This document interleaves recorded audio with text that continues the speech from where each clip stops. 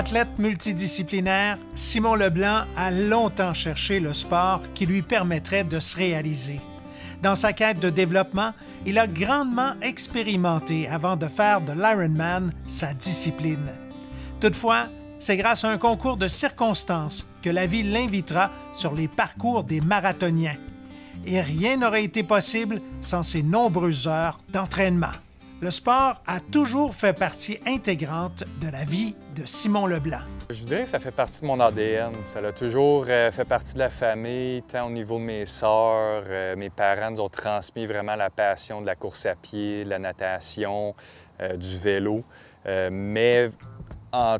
Globalement, là, je dirais que c'est depuis mon jeune âge avec le ski alpin, mes parents, c'était vraiment important pour eux, le sport. Multidisciplinaire, Simon a toujours aimé essayer et pratiquer de nombreuses disciplines. Je dirais que j'étais plus un athlète vraiment diversifié. L'athlétisme a fait partie, oui, de mes années au secondaire, mais j'ai tenté le football, le basketball, l'athlétisme définitivement, le hockey. Bref, j'ai touché un peu à tous les sports. La natation, définitivement. L'athlétisme a pris davantage d'importance lors de son passage universitaire. L'athlétisme, je dirais qu'elle a repris un petit peu plus son essor quand je suis arrivé au niveau là, en 2010 à l'Université McGill. J'avais été recruté par l'équipe d'athlétisme. Donc, 2010-2011 à Montréal. Puis ensuite, j'ai transféré à l'Université Laval. Tu as eu à vaincre le stress. Oui. Comment tu l'as vaincu à travers le temps? Je dirais c'est vraiment à travers le temps. Fait que je pense qu'on devient un petit peu plus mature avec le temps. Je me disais juste, tu sais, j'ai fait ce que j'avais à faire, mes supporters sont là, ma famille, tout le monde croit en moi. Ce que j'ai à faire, c'est de livrer la marchandise. Puis à un moment donné, je me suis juste dit, tu sais, Simon, enjoy le moment, on s'amuse, puis on va au bout de qu'est-ce qu'on peut. L'athlète a toujours été ambivalent quant à savoir laquelle des disciplines il allait privilégier. Je me disais, cross-country, 10 km, j'aime ça. Athlétisme, 5000, 3000, pourquoi pas essayer le 800, ça goûte plus le 100. Honnêtement, j'ai touché à tout. Je me suis jamais vraiment spécialisé, mais j'aimais beaucoup courir, puis j'aimais beaucoup mettre de l'entraînement plus que ce que l'entraîneur demandait. C'est un appel du cœur qui a guidé Simon vers sa nouvelle passion de l'Ironman. J'ai rencontré Edith Pépin qui m'a donné justement le défi de faire l'Ironman de Mont-Tremblant. Donc, je me suis dit, pourquoi pas conquérir le cœur d'une fille avec un tel événement. Donc, je connaissais vraiment pas c'était quoi l'Ironman. Moi, j'avais aucune idée. Donc, en 2016, j'ai fait le triathlon, le Ironman de Tremblant, qui s'est bien déroulé. Puis, en 2017, on a pris la décision, Edith et moi, de se lancer vraiment au niveau Ironman. Donc là, à ce moment-là, on a fait une grosse saison. Passant par les championnats du monde à Chattanooga, au Tennessee. On a fait la Floride. On a fait plusieurs Ironman pour finalement terminer au Maryland. Après une pause d'1 an pour lancer une entreprise en 2018, le Beauceron a repris le collier en 2019. Je m'étais donné comme vraiment objectif d'aller au championnat du monde de Ironman à Hawaï en 2019. Ça a été une belle course aussi. J'avais fait un bon temps, 9h10 à ce moment-là. 9h10, 9h11. Donc, c'était dans les... j'avais passé, je pense que j'avais fini 7e au monde. Puis, j'avais terminé premier Canadien. Donc, c'est là que la piqûre et le hype d'Ironman a pris son essence. Simon explique pourquoi l'Ironman d'Hawaï est si prestigieux et emblématique. C'est vraiment les débuts d'Ironman. C'est là que les grands ont levé la bannière. C'est tout comme le Tour de France. Le Tour de France ne peut pas être en Italie. Outre Hawaï, l'athlète a participé à de nombreuses compétitions, tant en 2021 qu'en 2022. Je suis allé au Ironman de Lake Placid et c'est à ce moment-là que j'ai remporté les honneurs globales. Donc, j'ai fini vraiment premier amateur, toutes catégories confondues. Puis là, c'est vraiment là que le déclic s'est fait. Je suis allé à Cozumel ensuite avec un petit voyage père-fils. Je suis allé là, j'ai terminé 2e Canadien. 2022, ça a été une grosse année. Donc j'ai fait 2 championnats du monde. Donc j'ai commencé la saison avec le Ironman en Utah. Puis ensuite, là, je me suis lancé demi-Ironman de Tremblant que j'ai remporté encore une fois, tout âge confondu, overall premier. J'étais allé dans le Maine à Augusta, qui était la première édition. Même chose, j'ai remporté à ce moment-là. J'ai pris l'avion pour me rendre au championnat du monde de demi-Ironman en Utah, à St. George. J'ai fait une 5e position au monde. Donc, j'ai eu mon fameux trophée et reparti avec mon frère en Arizona, à Tempe, en Arizona, pour faire le Ironman de Tempe et remporter les honneurs à ce moment-là. Donc, 2 Ironman, un demi en 1 mois-ish. C'est un peu trop. 2023 fut l'année de la consécration pour Simon Leblanc. L'athlète délaisse la discipline de l'Ironman pour devenir marathonien.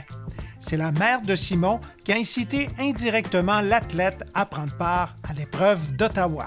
Ma mère s'était lancé le défi de retourner faire le marathon d'Ottawa.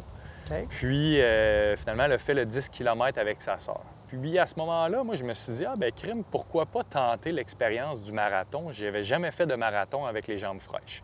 Okay. Donc, je me suis dit, hey, ça te dérange-tu si je me joins à toi? On se fait un petit week-end mère-fils, puis on passe là, le week-end à Ottawa. Je ferai le marathon. Je me sens quand même en forme, mais j'aimerais ça voir c'est quoi un marathon. Donc, je suis allé vraiment là, avec aucune attente qui m'a permis de faire un 2h35 à Ottawa. Puis, suite à ma course, ça l'a choqué un petit peu, je dirais, le monde de la course à pied. OK. Les gens sont comme dit, tu sais, un 2h35 pour un gars qui n'a jamais fait de marathon, il arrive de où? C'est qui? Qu'est-ce qu'il fait? En août 2023, alors qu'il est au Mont-Tremblant pour une course de gravel bike, Simon découvre qu'il y a aussi une épreuve de course à pied. Le samedi, c'était la course de gravel. Puis quand je suis arrivé le vendredi, j'ai dit, crime, je regarde qu'est-ce qu'il y a à faire à Tremblant. Puis je vois que le dimanche, il y a un demi-marathon.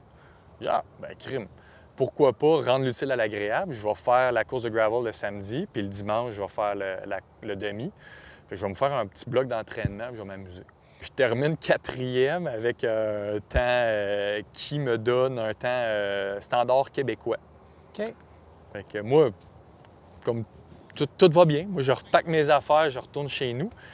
Puis pendant la semaine, je reçois une invitation du Marathon de Montréal, comme quoi qu'ils voulaient m'avoir en tant qu'élite au demi-marathon. Toutefois, le Beauceron souhaite prendre part à l'épreuve du 42 km, une demande qui obtient l'aval de la direction du Marathon de Montréal. Avec 1 mois de préparation, Simon Leblanc se présente sur la ligne de départ le dimanche 24 septembre 2023. Sur la ligne de départ, je m'en souviendrai toujours avec les photos qu'on voit, il y a un blanc un peu trop gros pour la ligue avec tous les Éthiopiens, Africains et compagnie. Le blanc, c'est-tu toi? C'est moi. Puis on le voit très bien, là, tu sais, sans être raciste, quoi que ce soit, c'est vraiment, il y a un blanc grand, mince, mais je suis quasiment obèse comparé à eux, qui sont les maîtres de la course à pied. Donc, vraiment intimidé par l'événement en soi, plus de 5000 coureurs. Donc, on part le départ, puis moi, je cours sans montre, mais sur le parcours, on a des chronos. Puis on passe le tapis du 5 km et je vois le chrono indiquer 15,59, tapant 16 minutes. 5 kilos, capable de faire des maths. Dans ma tête, je me dis « Oh, ça va un peu trop vite ». On va gérer un peu l'effort, mais c'est l'effet d'entrain, l'effet de la ville, les supporters. On y va, on arrive aux 10 kilos, 31 et des poussières. Là, je me dis, ça va faire mal au demi-marathon. Puis au demi-marathon, il y a vraiment un embranchement que le demi-marathon parte à droite et le marathon à gauche. Puis je savais même pas que le matin du départ, on partait demi-marathon et marathon ensemble.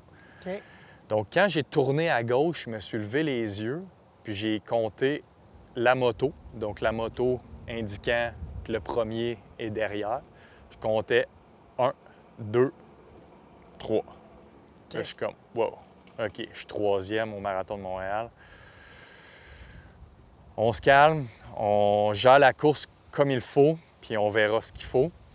Puis quand j'ai tourné, j'ai vu la face du 2e qu'il commençait à souffrir. Fait que je me suis dit, OK, c'est le coup de grâce, il faut juste que je le dépasse, puis je devrais y casser les jambes. Comme de fait, en le dépassant, je le voyais plus. Et là, c'était vraiment d'aller chercher l'Éthiopien qui était à 30 secondes de moi. Et la fin de la course est remplie d'émotions pour le Beauceron. Donc, j'ai juste continué pour finalement arriver au stade olympique, courir pratiquement sur un tapis rouge, arriver au fil d'arrivée, puis réaliser que j'avais terminé 2e au Marathon de Montréal. Ta réaction, ton sentiment? L'image qui a fait les médias, que j'ai le point, et j'en ai des...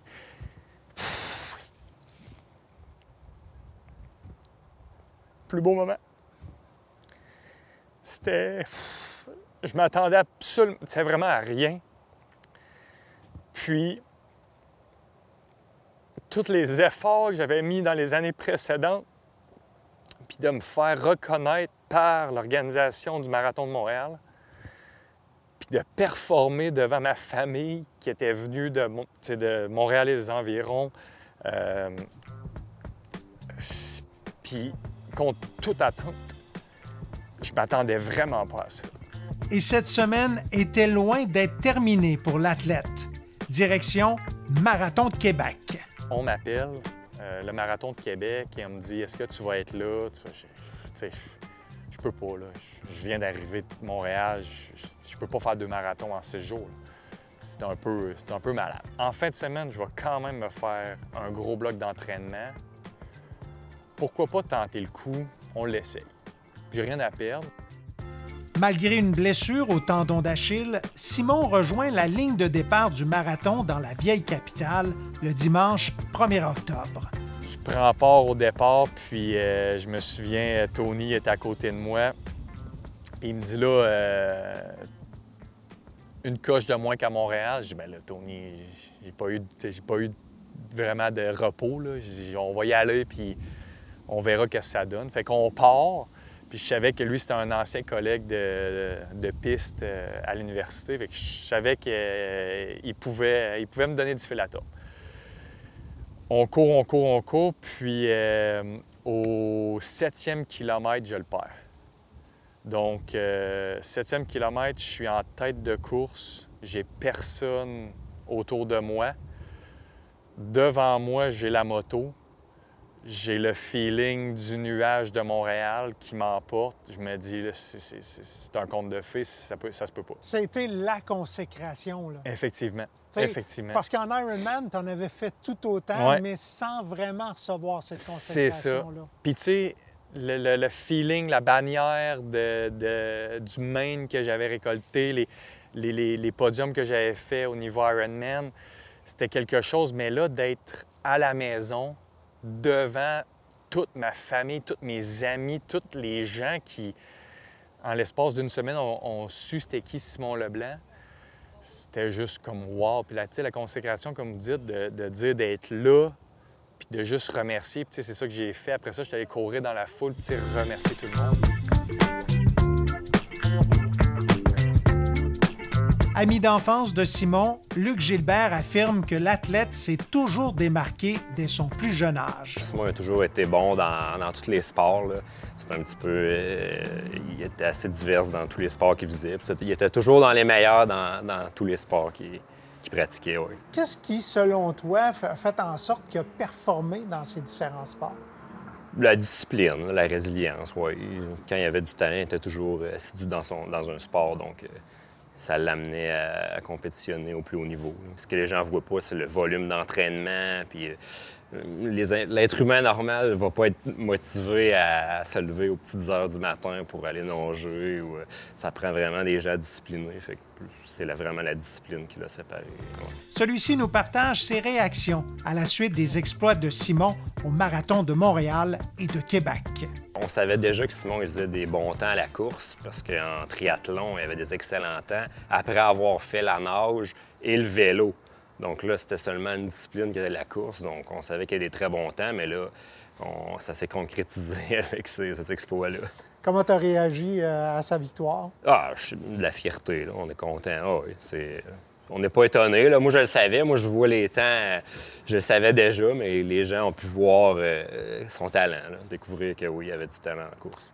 Est-ce que tu dirais que c'est un exemple pour les jeunes? Ah oui, c'est sûr. Un exemple de détermination puis d'accomplir ses rêves. Puis oui, pousser à aller plus loin.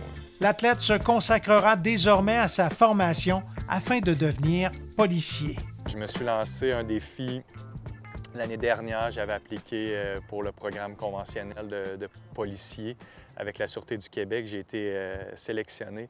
Donc, j'ai débuté ma formation tout récemment, en mars dernier, au Cégep de Sherbrooke, avec la Sûreté du Québec. Puis, le 21 juin dernier, j'ai signé ma promesse d'embauche. Donc, vraiment, vraiment content, fier aussi d'un nouveau projet. D'une nouvelle vie, je dirais, d'un nouveau projet professionnel. Les projets d'athlètes et personnels sont pas malheureusement, mais sont sur la glace puisque je traite mon tendon d'Achille pratiquement depuis 1 an. S'il prend une pause de la compétition, Simon Leblanc compte s'y remettre. Cette année, j'ai pris la décision tout récemment là, de mettre un X sur le calendrier ou sur les événements de Québec et Montréal qui m'ont encore une fois invité, mais je vais reporter malheureusement, mais plus heureusement pour moi, à 2025 pour traiter les blessures, mettre la carrière professionnelle de l'avant, puis l'année prochaine, revenir plus fort que jamais. L'athlète caresse quelques rêves, dont celui de battre le record du marathonien Alain Bordelot, établi en 1956. Je rêve beaucoup au record de Bordelot, de briser le record de 2h14 au marathon. C'est vraiment un rêve.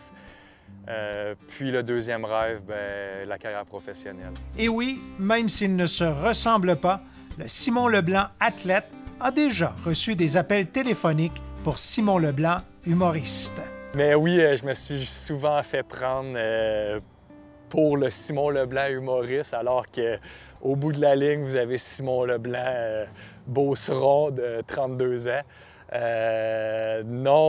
Mais fait cocasse, alors que je travaillais en tant que valet à l'Auberge Saint-Antoine, l'agent de Simon Leblanc, dont Simon Leblanc qui venait souvent à l'auberge, Louis-José Houd et tout. Monsieur Faneuf m'a transmis les félicitations suite au marathon de Québec et Montréal, puisque ça avait donné un certain essor au nom Simon Leblanc humoriste. De la course à la natation, au vélo, avant de devenir triathlète et de participer à de nombreux Ironman, le Beauceron a vécu ses plus grandes émotions lorsqu'il s'est concentré sur la course pour devenir marathonien.